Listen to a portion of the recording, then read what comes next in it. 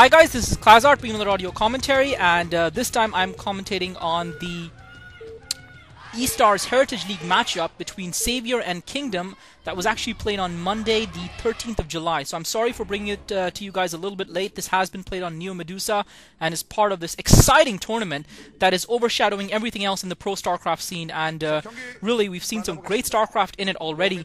And if you guys haven't checked out the Violattack account recently, I strongly recommend you guys go there, because even though I haven't put up a commentary on my own account in the last in about a week now, I have been doing regular commentaries, duos and triples of some great, fantastic StarCraft games, and you should check them out.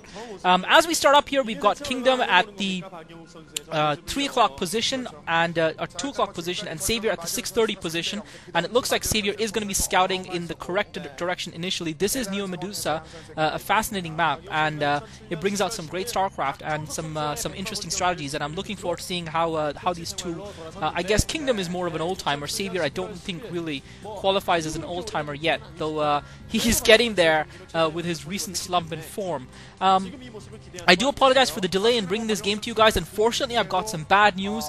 The microphone that has brought us the rise and fall of Savior and Flash and so many other great StarCraft matches and the resurgence of July and all the rest of it has finally died. I'm afraid that microphone came a cropper very recently. It actually happened when I was on a secret mission scouting out the Al-Qaeda base in Ireland, and as I was relaying the coordinates to an FBI strike force, I came under fire, and unfortunately the microphone wire got hit by a sniper bullet, just barely missing my neck by inches. I managed to get out safely, of course, but the microphone is gone, so I've got a new microphone and a headset, and let me know what you guys think of it and the audio quality therein. Looks like Savior just about getting ready to take his Natural Expo. Kingdom with some good harass. Savior also with a drone behind at the Mineral Only Expo up behind his main, and Savior does manage to take his Natural Expo despite Anytime's probe harass, Anytime scouting Kingdom scouting correctly as well, and Savior now pulling that drone back. So I guess he had that drone just as a contingency in case he wasn't able to get his Natural Expo done, and that is Kingdom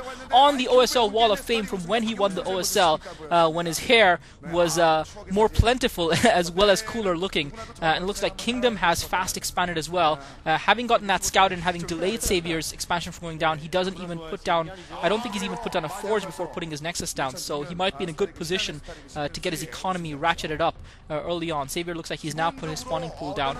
And yeah, the thing that I really like about this tournament and the thing that really excites me is how all these guys are putting in so much effort and actually practicing hard and improving their level of gameplay, and while certainly not being back to their best, and certainly not being in a position where I guess they can compete with the latest upstarts, and now Kingdom with that Forge going down as well as a Gateway, certainly not in a position where they can compete with the top crop of current players.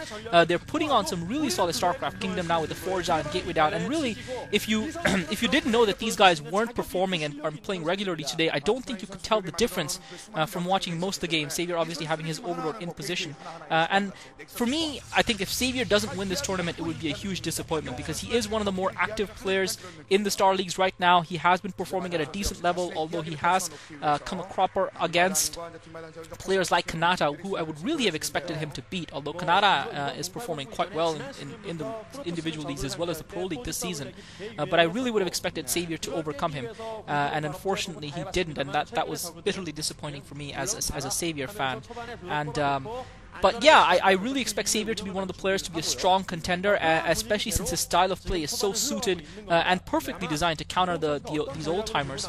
And really, I mean, I'm sure these guys wouldn't want to be called old-timers, considering that they're probably in their mid to late 20s, the oldest of them. I think Boxer, who is probably the old wise old gentleman of StarCraft, is only 28, 29, which is really as old as I am, and if someone called me old, I think I would be quite annoyed. Kingdom, I keep saying Anytime for some reason, I don't know why I've got that name on the tip of my tongue. Kingdom scouting around with the probes, and Kingdom, of course, was one of the Protoss stalwarts to stand up in an era where Protoss were really struggling. Kingdom, Reach, and Anytime were the three Protoss kings who really stood up for Protoss at a time where things looked really dismal for them, and for a time, things things were dismal after them until Nalra came around, and then of course we had the reign of Bisu, which I feel still continues to this day, still the top Protoss player around. Savior with his first group of Lings out, Kingdom set up a Photon Cannon and a Zealot at his gate, and it looks like Citadel of Adun going down alongside the Stargate for Kingdom, so we might potentially be seeing either some DT harass or perhaps a +1. I mean, the one thing that we haven't seen a lot from Protoss players that I think seems to have gone on vogue is a push with perhaps +1 upgrade speed Zealots, perhaps supported with some High Templar. I think that can be so effective in the early mid-game versus Zerg players, and can really put the pressure on Zerg players. Of course, Zerg players can get Lurkers down, and Savior now looks like he's putting the Spire down. Zerg players can get the Lurkers down to counter that, as well as getting those Mutalisks out. Savior with the Spire going down, so it'll be interesting to see how Kingdom reacts to this, and what sort of pressure. And I'm really excited to see Kingdom and see at what sort of level he's at, because obviously he has been practicing hard for this tournament, and it's just a question of whether or not he can deliver, and just how rusty he's going to be, how much lag there is going to be in those reflexes. Savior putting the Hydralisk Den down as well, and as I said, I do expect Savior to take this game. Kingdom with his first Seer out, heading down towards Savior. Savior's got his Overlords well spread out, so he shouldn't really take too much damage. He might lose one Overlord at the most, but his Spire almost complete, and you feel that really that Corsair should be taking down that first Overlord before that Spire goes down. Really, Savior's now put down his 4th and 5th hatchery as well at his natural expo.